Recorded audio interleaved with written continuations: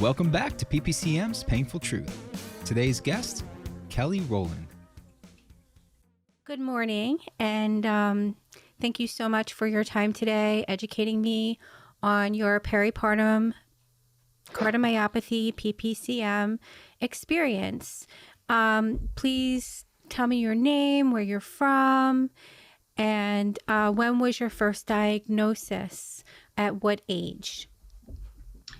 So my name is Kelli Rowland, and I am 40 years old. I was 22, I believe, just a month shy of 23 when I was diagnosed. I currently live in Myrtle Beach, South Carolina, but was in Phoenix, Arizona when I was diagnosed.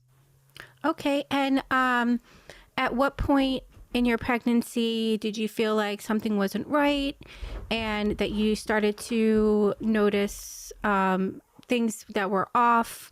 Was this also your first pregnancy, to compare it to anything? So this was my first pregnancy, and I was in nursing school at the time. And the very first thing that I experienced that just seemed off was I felt really dizzy, like I was going to faint. And Yes. my heart, I felt palpitations, and my heart felt like it was beating weird.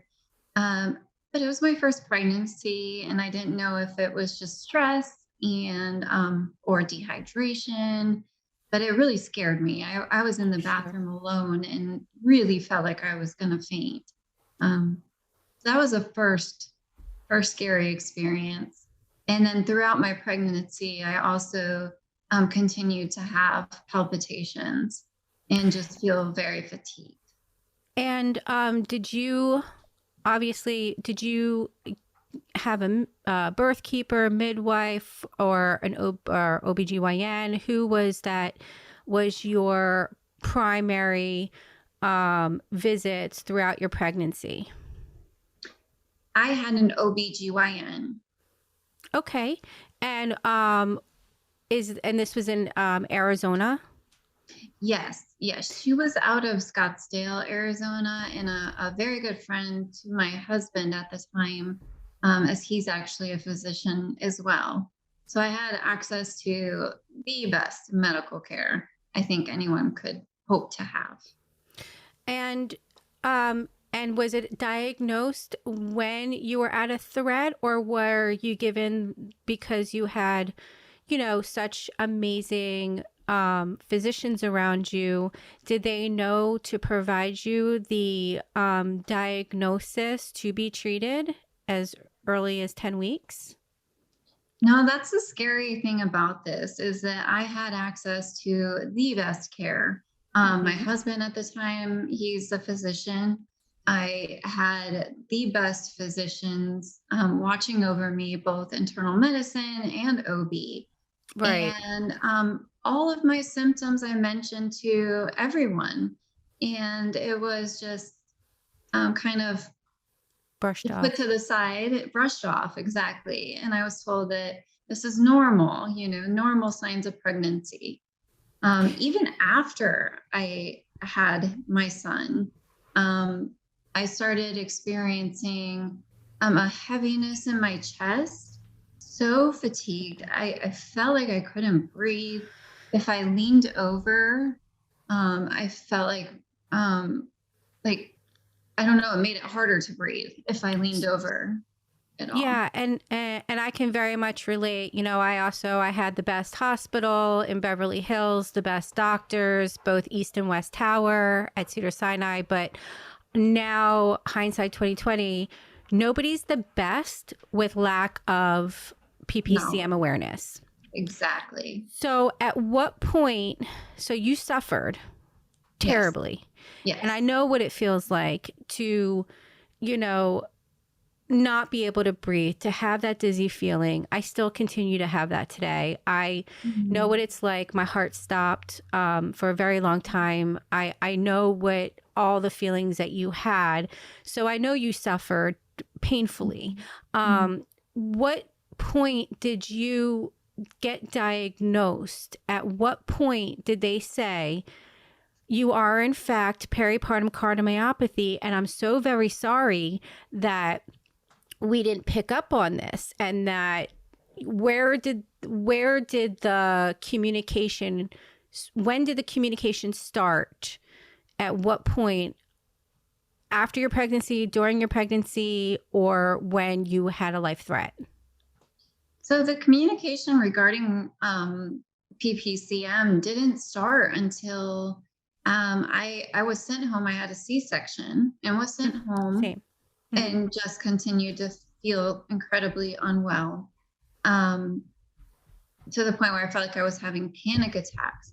Well, Right. being a nurse, I had gotten up to go to the bathroom in the middle of the night, and I noticed my nail beds were blue. And that's when I knew, okay, this is not just in my head. This is not normal pregnancy stuff going on. And I woke up my husband and told him, we need to go to the ER. I felt like I was dying. But even in the ER, they continued. Because you were. Yeah. Right. Yeah, You I felt was like dying. it because you, right. That's how I felt. That I is said not to- one I ever get until Right. it's So even in the ER, my oxygen was low. They brought me back and x-rayed my lungs. There was fluid in my lungs. But even at that point in time, no one was connecting the dots. And they were still thinking this is maybe a pneumonia. It wasn't until I was actually admitted for them to do a little more research. And I remember they ordered an echocardiogram, Mm-hmm. we know was the ultrasound of the heart. Mm-hmm. And I heard the technician out and the nurse speaking outside my room. And the nurse said, you know what we're looking for, right? And he said, yeah, postpartum cardiomyopathy. And it was then I knew exactly what I had, because when I was in nursing clinicals, I remember there was a patient that came straight down from maternity ward and had postpartum cardiomyopathy. I was familiar with it enough to know this, but everyone around me was saying, no way, that's so rare. That's not going to happen to you. You're overreacting, kind of thing. Yeah, it's just rare not to be diagnosed because we're not provided the mandatory standard blood test. So they can't really say that it's uncommon or rare if that test is not mandatory. So they're really speaking out of practice and policy. Very true. Very true. And that's a great point. Yeah. So, and I feel like, you having the background of being a nurse, and you have a husband who's also a physician, and you had the best of the best of the best of the best, and it still was left untreated, never diagnosed for you to suffer. So at what point, what month was it that you were finally diagnosed? I was diagnosed, I believe it was 5 days postpartum. Okay. So it was after you gave birth. And who was it that diagnosed you? Was it a gynecologist or was it a cardiologist? I'm not sure who ordered the test, the initial test. What test was that? The echocardiogram. Okay, I'm so they sure- found out from the echo. Yeah, I'm sure that they ran blood tests as well that suggested that, but I am not sure. The cardiologist didn't come into play until the results of the echocardiogram. Mm-hmm. And that's when she came in, and actually before the cardiologist came in, my internal medicine doctor came in, and literally the first words out of his mouth, and I have a brand new baby, 5 days old, was, you can never have any more children. Right. And I remember at the time just He thinking, said that to me as well. at this point, I don't care. I just want to survive for the one that I have. Right. Who wants to do that again? Yeah. And then they be said and experience maternal mortality. which is, it's not bloody, it's suffocation. Oh, it's horrible. So it's really like very much a drowning feeling, and it's scary, and you're giving life while you're dying, and no one's listening, no one's giving the proper diagnosis early enough to prevent a life threat for both the baby and the mommy. And so I thank you for all, the years of you probably processing, the fact of hindsight is 2020. I didn't know. Now I know. Right. So it's like for a woman who is, watching this pregnant, knowing she's not well, knowing she's like being sent home, you're normal. This is fine. It's just this. I mean, what would you want to basically say to a young woman? Because this is a young woman disease, and you're healthy prior to pregnancy, which is why it's called a pregnancy-induced complication, which is not really a heart issue. The heart is affected by the fluid that's crushing the heart. So it's a cardiomyopathy, but it's caused by the fluid. So women who have preeclampsia and all of this that are like, oh my gosh, I'm full of fluid. They talk about their high BP, and they're sent home to just deal with it. As a nurse, what would you say to that young woman who's currently pregnant, suffering, literally dying with a baby inside of her? I would say you absolutely have to follow your gut. You have to be your own advocate, because so many doctors are not knowledgeable in this disease. Yes. That if something doesn't feel right, demand the test, demand that they take blood tests and check your BNP and check the echocardiogram. You're not crazy. That's the biggest thing I want to say is you're not crazy. What you're feeling, it can be warning signs. And the sooner you catch this, the better chance you have at survival and recovery. So just don't be afraid. Don't be afraid to stand up and demand answers and demand tests. Yeah, and that's kind of unanimous with all women who have survived PPCM is I always ask the same question, and I'm going to do like a clip of like every woman saying this, because exactly what you say is what you just said is exactly what all women say when I ask this question is about self-advocacy. And it's like, no, we are not crazy. We are literally physically dying. And you can't see it sometimes from the exterior. You have to look at the heart, which is why raising the screening labs and testings for all pregnancies, whether you're healthy or not, because, we're healthy until we're not. And unless we know, I'm a very healthy girl my entire life, but I still had my times of death called, and my heart still stopped over 30 minutes each cardiac arrest. And I was still hyperthermia coma. I still went through all of these sufferings where my life was at a severe threat. Whereas I would have wanted somebody like you or me to say, it's a young woman healthy disease, and young women have been dying since the beginning of time. And then unless we advocate for ourselves on this, which is why I'm doing the podcast, the docuseries, and I am, exposing this because it's not rare. And that's so common for every doctor to say. And it's as well as making the women feel like it's their fault, like my hospital did to me for consistently and very, articulate about it, to make me feel like that PPCM was my fault and that I got the bad luck of the draw, when in fact, it wasn't my fault. It was their fault. And I just didn't have the education and the training and the knowledge to say, yeah, I got the bad luck of the draw of getting, not of getting a woman disease that's common, but from getting the best of the best hospital and doctors to say, this is rare, when in reality, a woman at their hospital on November 21st, 2021, just died after giving childbirth. They could have learned from my experience, which is the reason why today I have started this.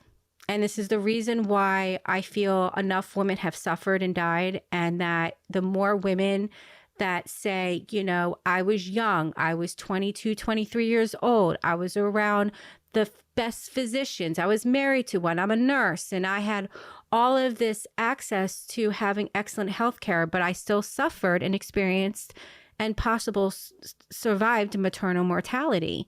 In the United States of America is basically holding up the mirror to whose fault is it? Whose fault is it that women have been suffering until death since the beginning of time, and no one has ever stepped up until now? Thank God. Absolutely. And I'm so appreciative that you are doing this, because, I feel like we all kind of do it on our own, all of us survivors kind of do it on our own in our own ways, but we need something on a more global scale. And, Yes. And that's what you're doing. And I think it's excellent.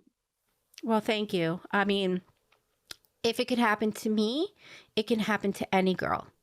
Exactly. And like I said, I was extremely, and I am, I'm recovered, but I'm not. Mm-hmm. But I have been a dancer and, a gym goer and yoga master and all of this health, and an active career in Hollywood and working top TV shows and movies for over 18 years. And for this to happen to me and survive death, not just cardiac arrest, but my cardiologist always says to me, you just didn't experience cardiac arrest, you experienced cardiac death. And there's a difference. And so there's also a difference between heart failure and cardiac arrest. They say it's common for women to have heart failure during pregnancy. Actually, it's very common, but heart failure is not cardiac arrest. So there should always be a cardiologist involved, regardless, knowing that the fact that women, and we've known this for decades and decades and decades, that women have heart failure during pregnancy. Healthy women, that it's not rare, it's common. You don't die from heart failure, you die from cardiac arrest. I mean, when your heart flutters and it does stuff and you're pregnant and the fluid is suffocating, that's it might not be a big heart failure, but women experience it and they don't even know it.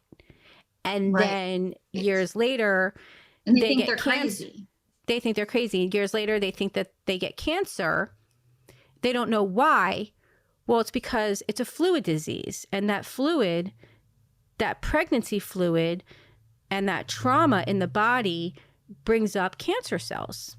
And so unless you know your BNP, unless you know the number consistently at least once a year after giving birth, you won't know if that fluid might have turned into a different disease like cancer or dementia, which is why the BNP test is so important, because it is the early diagnosis. When the levels are high, they can figure out where it's coming from.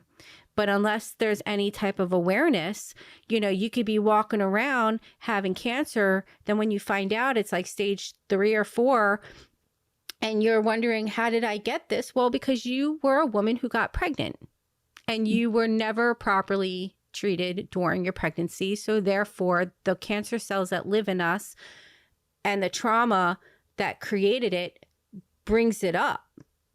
And so, I'm also a cancer survivor in a sense. I almost hemorrhaged to death, but after it. But I knew that when I did the research that the BNP test can also determine high elevation of, levels that can determine, cancer.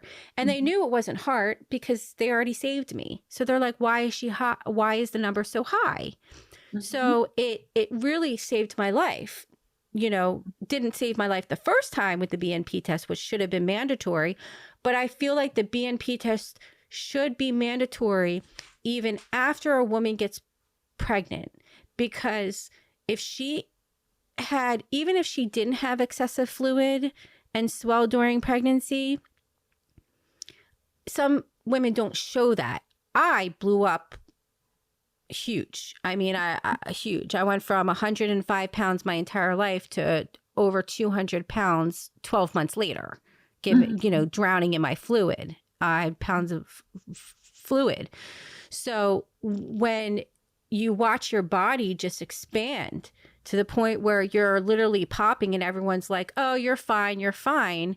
No, it's not normal for a petite 105 pound, little girl be so huge after giving birth and kept swelling up more and more. So I took on this because if it can, like I said, if it can happen to me, it can happen to any girl. And I just couldn't sit around anymore and not listen to other people's stories because I'm curious. I want to put this PPCM puzzle together, and I can't do it without you and without the next person and the next person. I feel like the more documentation that we get globally, the more we can understand about, why women have the highest death rate in the United States of America when it's so easily prevented. And you'll be interested to hear the conversations from the UK, from Canada, all over the world, and why the United States has the highest. And this will be talked about because it's that very is completely unacceptable. It's very clear. Wow. It's so clear. And, it makes me nervous because, you wonder why has this in the women in the United States of America have been treated like this, disrespected, right, unacceptable. So we are one of the richest countries in the world. So there's really no excuse. No, there is no excuse. And a BNP is like nothing. It's $100 out of pocket, $115 out of pocket if insurance doesn't pay for it. Insurance usually covers it. I mean, it's not for a simple blood test to save a life. Yeah, it just should be done in every case, I believe. Absolutely. It should be mandatory. It certainly would prevent so many women from suffering unnecessarily and being able to receive early treatment. Especially, families, the men, relationships, it's hard, it's, Absolutely. The child, the baby, they always say, happy mama, happy baby, right? Yeah. How can a mom be happy after experiencing maternal mortality and surviving? I went through months and months, if not a year or more, of just utter depression. Absolutely. I couldn't really, my in-laws were taking care of my baby. So I wasn't even able to be the mom that I wanted to be in the most basic of ways. And that was just devastating. And on top of that, you start reaching out to support groups and whatnot, and you just continue to see woman after woman after woman joining on, having been diagnosed, and your heart literally and figuratively goes out to them because you can relate, and it's puts pressure on every aspect of your life, your marriage, your mental well-being, your relationship with your child, your newborn, your baby, if you have other children. Um, it's just so preventable, and it's unnecessary that it has to reach these levels. Yeah, it's a preventable catastrophe. And Absolutely. there's only one practical solution to a very serious problem, and it's to raise the standards of treatment and care and healthcare for the wellness of all young women moving forward, our children's children, and that's why we are speaking up today. I mean, we already have the awareness. Mm-hmm. So really us talking is not, it doesn't help us. It helps the person who's watching this. It helps the ones that are trying to figure out, maybe they're a pregnancy specialist and they have, and they have a woman who is suffering and they can't figure it out and they can't pinpoint it. And maybe, it's a doula or a midwife watching this, the wheelhouse should be a lot more attentive, supportive, and want informative information that could be life-saving, whether it's for themselves or for, their patients and their pregnancy moms that they're caring for. It seems as if even once provided the information, it's like they blow it off. They call it spam. They say they're not interested in being informed. I mean, I get it all. And it's personal to me, especially since I had my times of death called, and here I'm trying to save other women with the prevention, and I'm getting slapped basically in the face, being called every name in the book from birthing professionals. And it's a tough business to own a nonprofit where you're fighting. It is a battle. It's like I feel like a warrior sometimes when somebody's listening to me, when it comes to an OB or a birthing professional, anybody in the wheelhouse.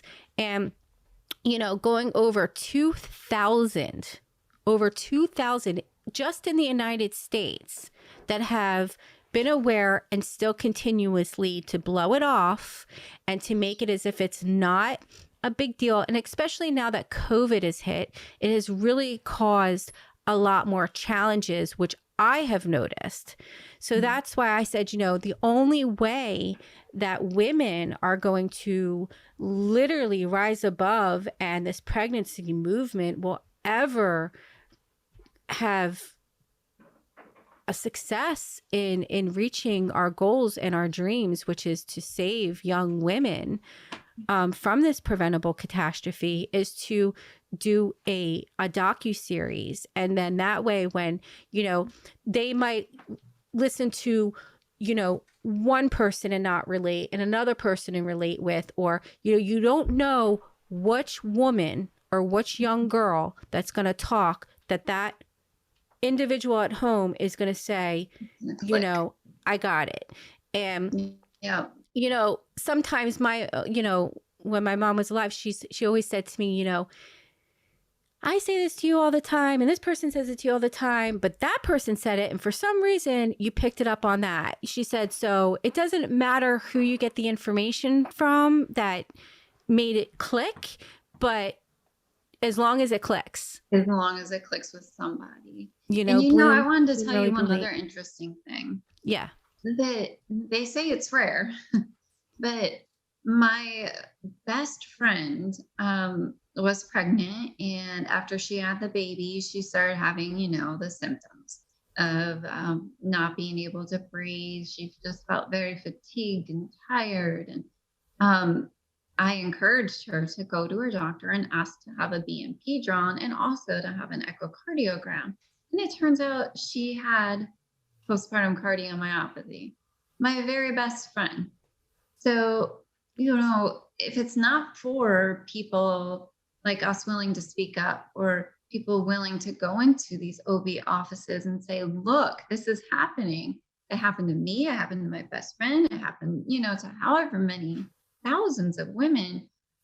We need to educate OBs. We need to educate the doctors on this in Which is not really our job. It's the cardiologist, which is why Dr. Carol Watson over at UCLA has, I have been, I'm relentless. I'm a Jersey girl. You can take the girl out of Jersey, but you can't take the Jersey out of the girl. And so, every visit, it's never really about me. She wants to make it about me, but I make it about moving forward with the disease so this doesn't happen to somebody else. I also cope with helping others, which is why I'm not surprised that, I got my master's in social work at the University of Pennsylvania. My undergrad, I have 2 dual degrees. I have 4 degrees, 2 dual undergrad and 2 dual masters, all in people helping people and human services or social work, where there's real, policy and practice. And with this disease, I have noticed there is a disconnect between women talking to their OBs, talking to their birthing professionals. It's not connecting. The reason why it's not connecting is because there's no real medical backup and they're going by textbook. So I collaborated cardiology with gynecology at UCLA, California, and she's the director of the Barbara Streisand's Women Heart Association program and the Women's Center. So we have started this, but really what I've realized in 5 years, and I'm a sociological observer. I mean, I really, really observe because I people don't think I do because I have the passion of telling my story and telling other people's story, but they don't realize that when I'm doing that, it's the same thing like as if I was going for a job interview, they interview me, but I'm interviewing them, just as much. And I take notes. And throughout my 5 years, I realized this will not change. This will not change.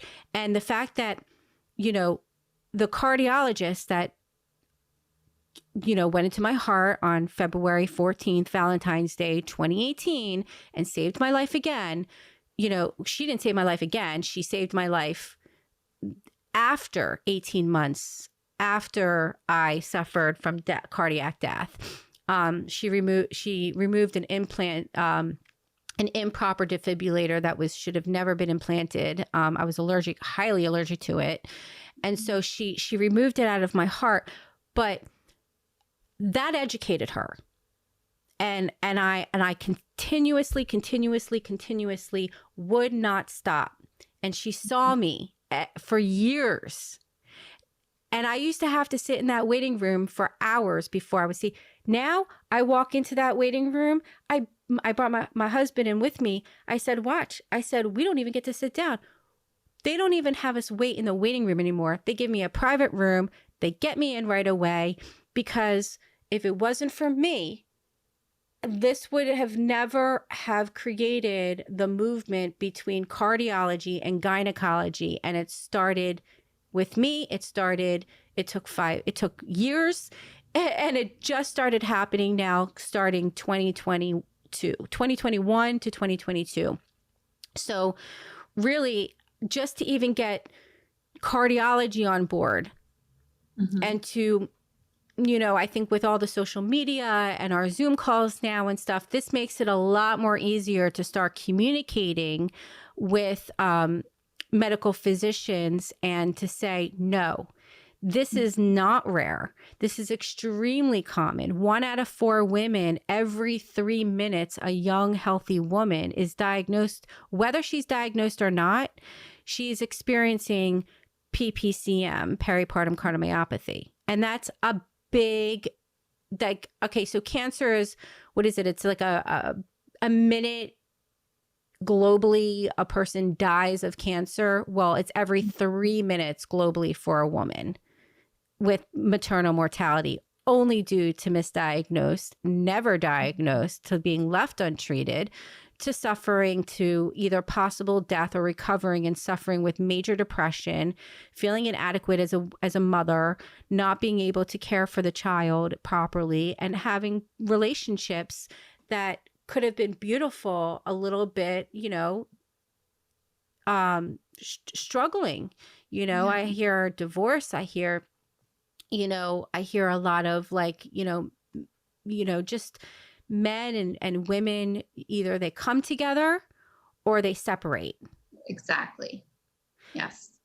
And so, my husband and I, we definitely have our days and we struggle. And he has, major PTSD from all of this as a man. Yes. And I feel like guilty in that sense, but it's also, I blame the doctors. But then when I think of, we come together, as like a kind of like a power couple in a sense, where we're like, we're not going to let this happen to other women, and we're going to, do a whole nonprofit. And it took a very long time when people are like, oh, I want to start a nonprofit. It's like, it's not that easy. Not easy. No, it's not. No, we had to go through hoops. We had to go through challenges. You have to get approved by the IRS. You have to prove your worth. You have to prove everything. And my documentation has proven to where I'm able to take this to now document others to prove. And the fact that you and your best friend, that's a tight group right there. Right. So it was like you standing with four women, or let's say 8 women. And unfortunately, you and your best friend were the ones, because it's like 1 out of 4 or 1 out of 3 gets PPCM. That's common. That's super common. So, and so many that probably just go undiagnosed as well, that we never even know. Absolutely. Absolutely. I did something similar. In my last job, I was a physician liaison for a cardiologist group. And my sole purpose was to build their practice. But I took advantage of that as well, in the fact that I could go out to meet with all these doctors in the community. And you betcha, I went to the OBs. And I educated them about PPCM and told them, and took total advantage of that. And I think that's too, it's just something that, and so I how did they respond? To my surprise, a little like, you're telling me what I should be doing. Mm-hmm.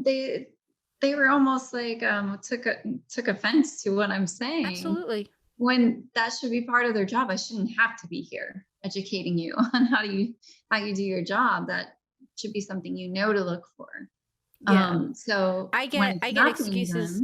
I get excuses like, oh, well, I'm just an intern nurse, or I'm just a person, they give excuse. I said, no, you're a woman in an OBGYN office. And I'm telling you and trying to educate you. You don't have to come back at me and say why you don't know. I'm not reprimanding you.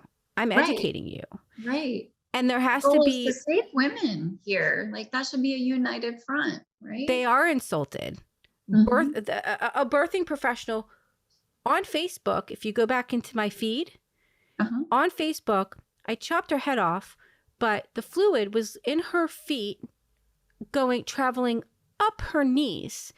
And she's a pregnancy specialist, whatever that means. I say it now, but I still don't know what that means. Maybe I'm a pregnancy specialist because I'm giving special advice. I have no idea. Right? But when I wanted to educate her on the BNP, and I was being very compassionate, but then she was from the second that I mentioned, she said that I was inflicting fear in her. Wow. Education should not be fearful. When did education become fearful?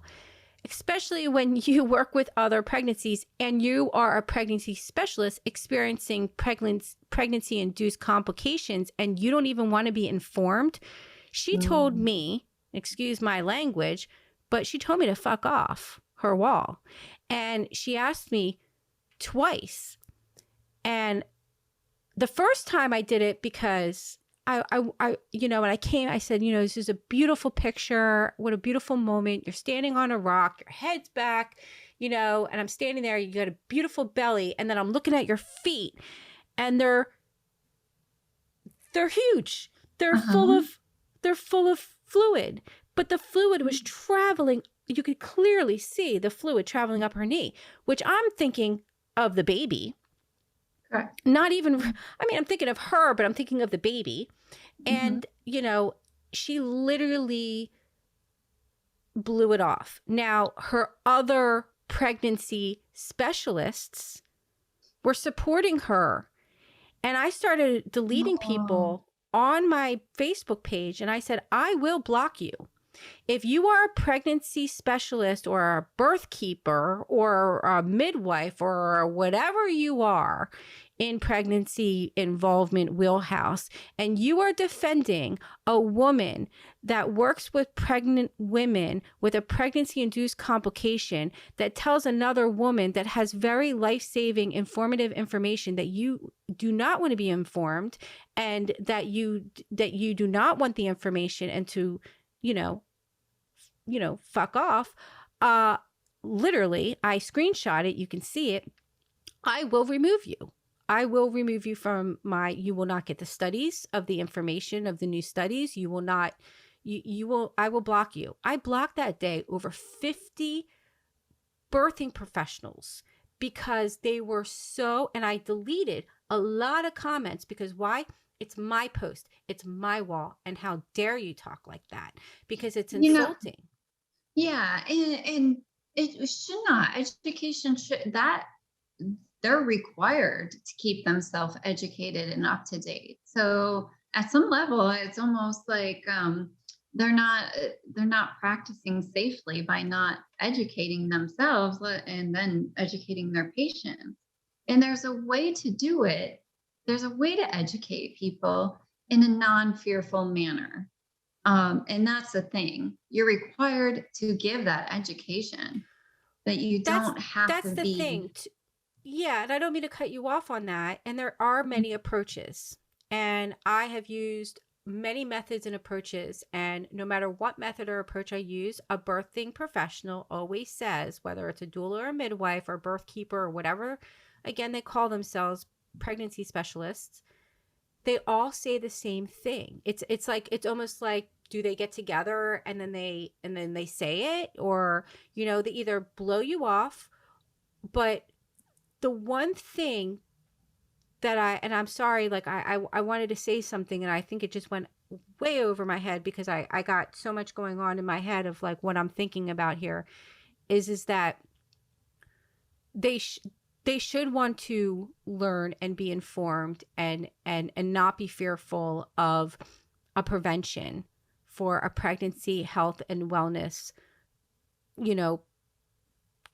proper training and education. They shouldn't be insulted that we know, because we had to experience basically death to find this out.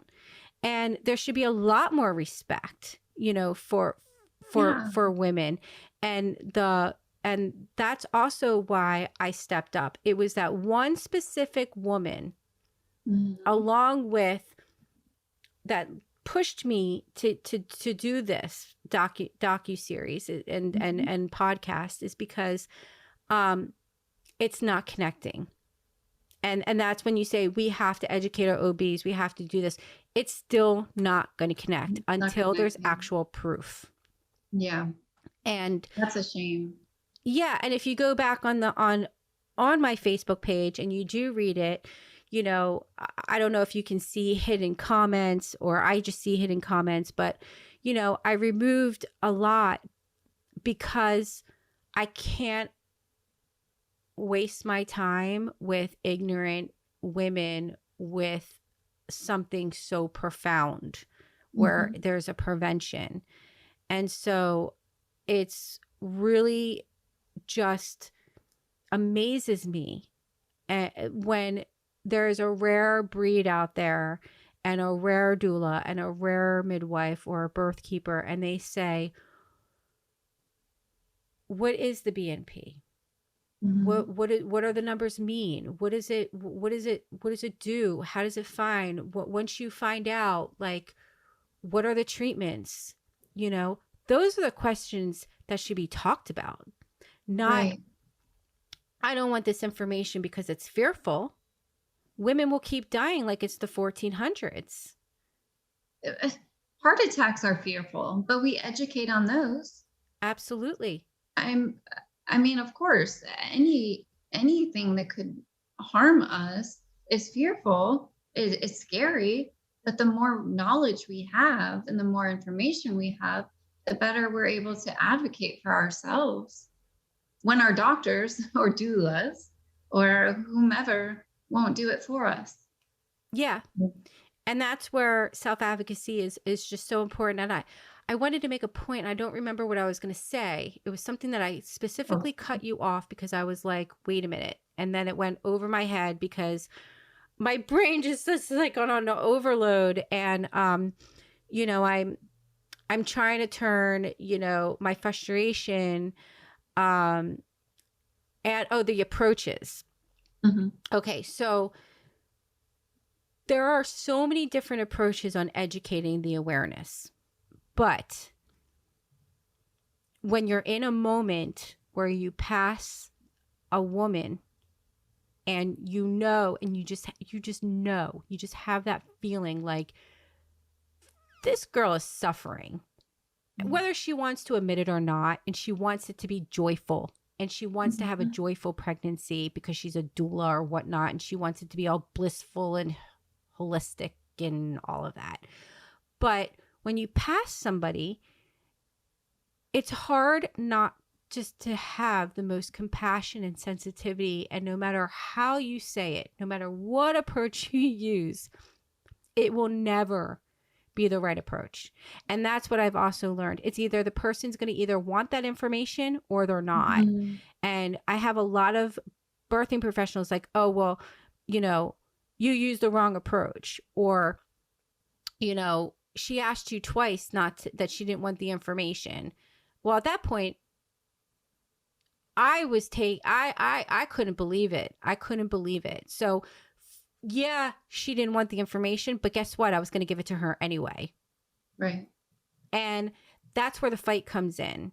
And I shouldn't have to fight with a word fight, with me, with my whole heart, trying to save a woman who is mean to me, as well as her patients and her baby, and still stay strong and say,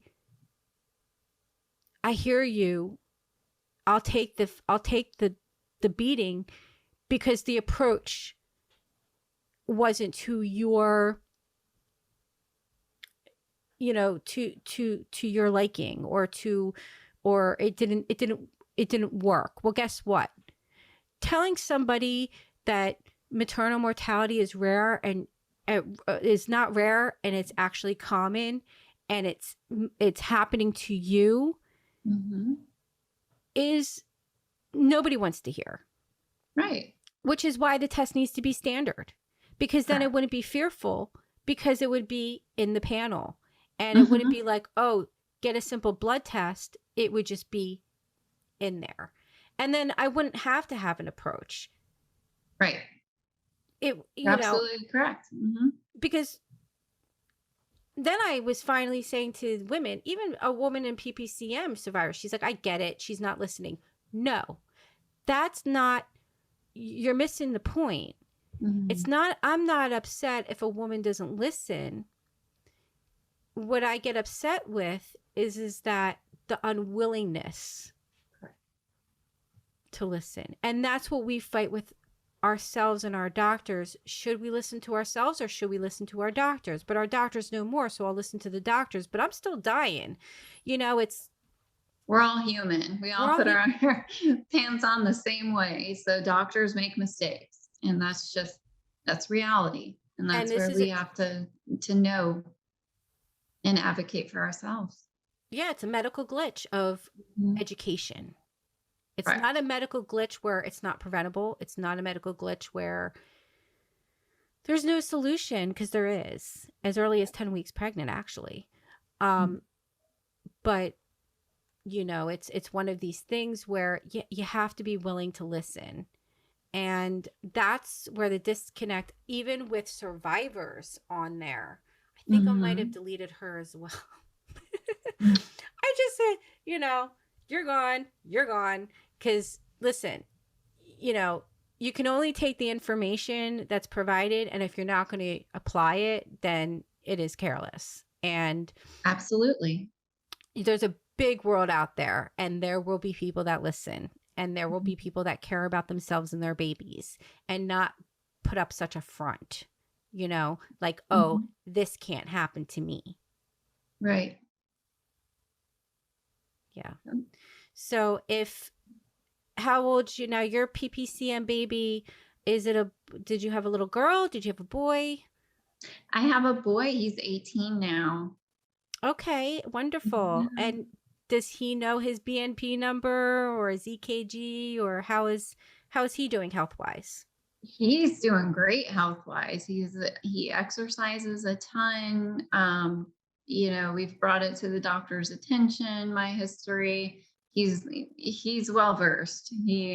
Smart kid. Smart So kid. Well, wonderful. You are an inspiration to me, because I'm only, post 5 years, and I still have all these heart complications. Even last night, I couldn't sleep at all because I couldn't really breathe, to be honest with oh, you. And so, I wonder, well, I think I can make it, another few years. You wonder, is today my day? Is tomorrow my day? mhm. So, 18 years, that would be great. That's a good goal. And then from Yeah, 18, let's see if I can, be part of the graduation and all of that. So, we absolutely. take it one day at a time. That's all you can do. Take it one day at a time. Take care of your mental health. Stay Mhm. positive. Yep. It's hard to do sometimes, but even if it's one foot in front of the other, just keep going and keep staying positive. Um, because yeah, you will be there. You will be there to see your children graduate. And it you just gotta stay on top of your health and not be afraid to go to the doctor because you're afraid of bad news, right? Mhm. I think sometimes that happens too. I'm guilty of it. But knowing if you feel something that doesn't feel right, catch it early. Catch it early and go see your doctor. Yeah, and what is your EF percent today? So it was 45% has been kind of my Norm? Your norm now? yeah. Um at one point it did reach 55%. So it's not a complete um it's not a test that is going to be the same every time. It depends who's reading it. Mhm. But it's somewhere between 45 and 55. Okay. And what were you when you were 22, when you were diagnosed? What was your EF percent then? They said it was 20 to 25%. Okay. So you recovered, but Yeah, and I relapsed too. It took me 2 years to get to like the 40% range. And then my doctors took me off my beta blockers. And so and then I started going downhill again. So I dropped, I think, to 35%. They got me back on those. And since then, which was, gosh, 12, 13 years ago. Since then, now I've been sitting fine at about 45 to 55. I have a question about relapse. Did you, Mhm. there's a trigger point where they say sometimes if it's around your heart anniversary or if there's like a familiar symptom, your body picks up on that and that's what makes it go into relapse. Did you have your relapse around the same time that you were having complications the first time? Was You it know, the that's same one? very possible. I would have never put those together, but it would have been around the same time my son was born. Um, Same time of year, actually. So yeah, that's quite possible. Okay. Yeah, I hear a correlation with that because our Interesting. body has a way of it, our muscles have memory. Hmm. Our heart is a muscle. Yeah. And when it comes at a certain time of the same month that you gave birth or something like that, even if it's 5 years out or 10 years out, it's usually around the same time Hmm. Wow. because it has our body has memory. So, yeah. So I, think that, this is one of my favorite interviews actually. I actually vented a Oh, lot. I got it oh, out. I'm like, good. "Ugh," because I I feel like, you know, with you, you have more experience and have evolved because there has been time. I feel like I have evolved. When I talk to women who just come out of it, Hmm. it's it's a different conversation, you Yeah, know. So absolutely. it was a pleasure actually speaking with you and learning about, you and your beautiful PPCM baby son and how he's now, a healthy young man, young and just may that continue. May he always know his BNP number Okay. because now we have the awareness. I have Liam's on the refrigerator. I don't want to poke him, but Mhm. it's I make him aware that every year you must know your BNP. Absolutely. You never know how our babies are studies. Right. Exactly. So that gives me hope. My son's healthy, knock on wood. It remains that way, and Mhm. and we yeah, knock on wood over there, John. Someone find some wood. I'm sitting on wood. I'm not gonna. Knock on wood. There you go. Um, so yeah, no, I really enjoyed this, and I look forward to our future connection in how this can help others, and I'll keep you in the loop with just what's happening. I believe Yeah, this is going to take a absolutely. full year to marinate. If I And can be of any other assistance to you, or if you just want to chat, oh, um, same. if you want to vent, whatever I can do, yeah, feel free. Feel free Yeah, to reach out to me. this disease is it's not something that one woman can do. That's for sure. And No, it's not. it's in order for this to be successful, all hands need to be on deck. So no, I really appreciate that. And some days I'm really good and some days I'm just like, challenged because you hear so many deaths. And I have husbands that talk about their wives that have passed, and mothers that talk about their daughters, and sisters that lost their sister-in-law, or it's been and then you talk to the survivors. So it's a lot of information that really helps put this piece together within the United States of America of our beautiful women, young women, and for years and years. So no, thank you for giving your piece and adding it to the puzzle. And yeah, I look forward to again our connection now that I know you and I didn't know you prior to this, but now I feel like I know you. So Yeah, no, and vice versa. Thank you for that, and same here. Always feel yeah, free to reach out. absolutely.